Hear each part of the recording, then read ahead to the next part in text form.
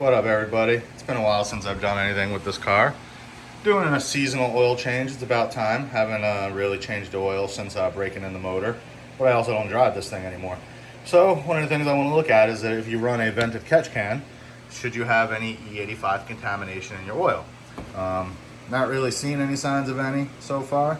But I do have a drain pan underneath the car, and we're gonna get to it.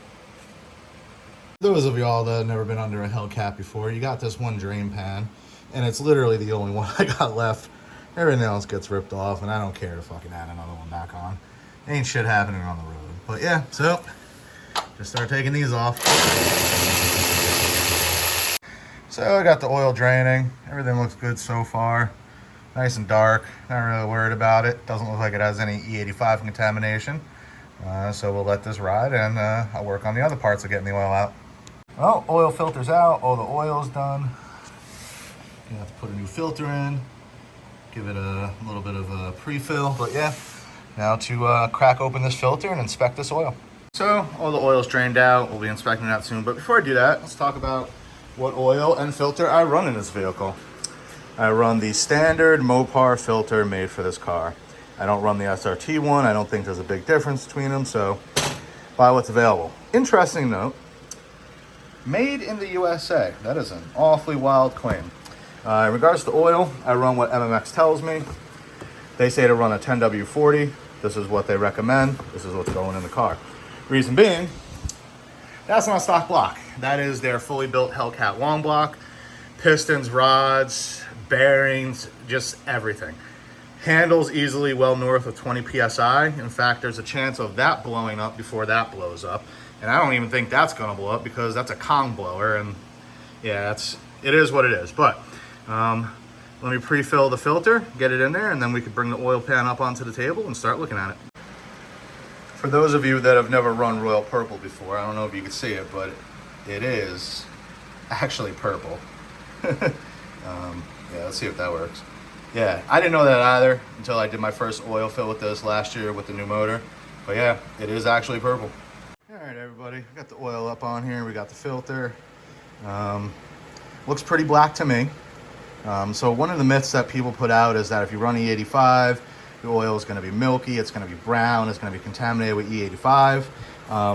Yeah, that can be the case if you are not running an appropriately sized catch can. So the catch can that I run on this car is the big boy. I run the UPR, vent to atmosphere. So I got my line coming from here from the valve cover going in, and then I have another line going around and coming in, and those vent to atmosphere. Definitely smokes like a chimney. It goes through the vent right there so I can see when it's doing its job, but none of that stuff ever goes back into the motor. So coming back to here, this oil is pretty black.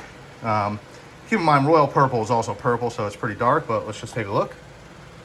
Oh, that oil looks pretty damn good. As you can see, I got a relatively clean magnet on here, nothing too crazy. Let's just go skimming around in here, see if I pull anything. You know, there was some stuff in this pan before I used it, but I don't think it's gonna be too crazy. I do have a steel welding table underneath it, so the magnet's sticking to the table. But as you can see, that oil is nice and clean. Yeah, I'm not worried about anything that I'm seeing on there right now. Normal wear and tear, that is perfectly fine. Now, let me clean this off, drain the oil out of this pan, and then we'll crack the filter open and see what's inside of that thing. So this is my oil filter opener, got it off Speedway. Pretty cool, I love it, can't really complain. What I'll do is I'll leave a link in the description down below. You know, fair notice is my Amazon affiliate link. I don't really make much off of it, but anything goes back right into the channel. You know, when this thing's not parked in here, it goes to the race car, so you know that content will be coming soon. So yeah, keep an eye out on my other channel, Let's Build a Race Car. But yeah, let's get this bad boy open. All right, well, let's see what we got going on here. We got one oil filter opened. Let's see what we got going on in here. Not really seeing anything too crazy there. Oil looks good, looks brown. Looks like it could have stayed in the car for a couple more cycles. I'm just gonna move this over to here for now.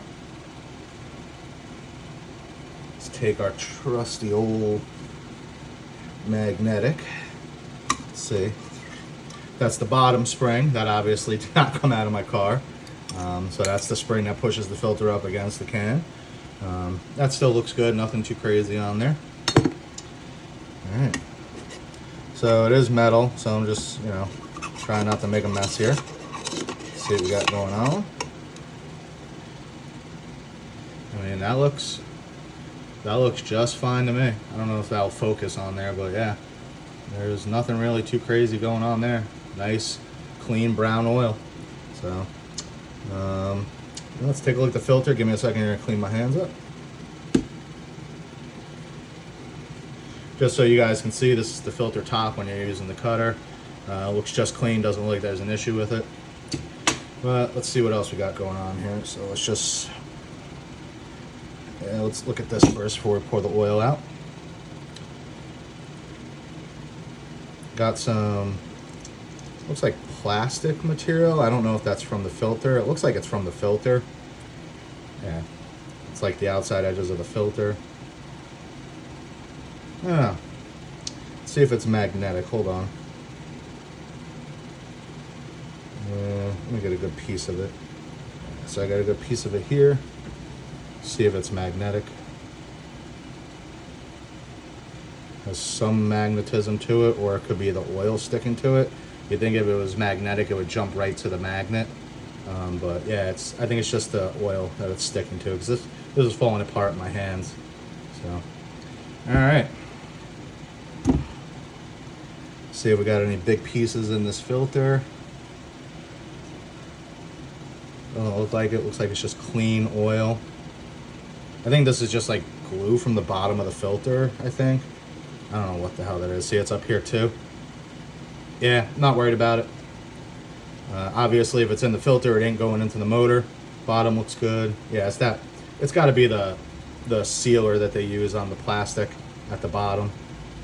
Because this is paper, so everything looks good. Not seeing any metal flakes at all that would make me worried about the motor. So I consider that motor locked in, ready to go. Not there. The car does see 23 to 24 PSI normally. It's a fast street car, makes well north of 1,000 horsepower. But once again, it's a street car because I'm tired of breaking the axles and the diff on the damn thing. So, but yeah, so let's put this to the side. Let's take a look at this. I'm just gonna dump this out.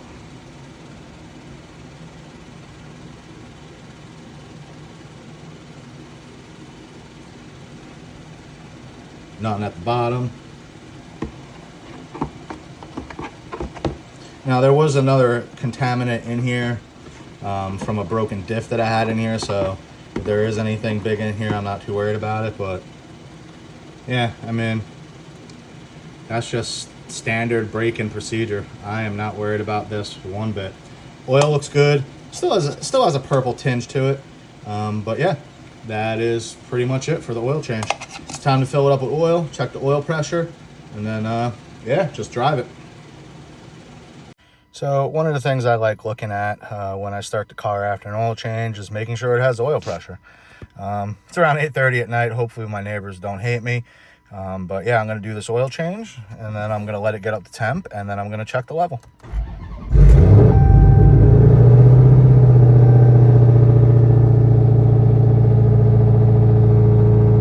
That looks great. That looks just great. Just got done checking the oil level. That's fairly fine. Great oil pressure all the way through. Like I said, my catch can vents to the atmosphere. It's not hot right now, but you can see the smoke rising off of it. Those are the vapors that'll be going back into this engine. That's what'll change your oil into a light brown or even an unknown color. But yeah, so successful oil change. Get a well-vented catch can. This one's from UPR. I'll leave a link in the description below. But yeah, hopefully that answers the question about running E85 and oil.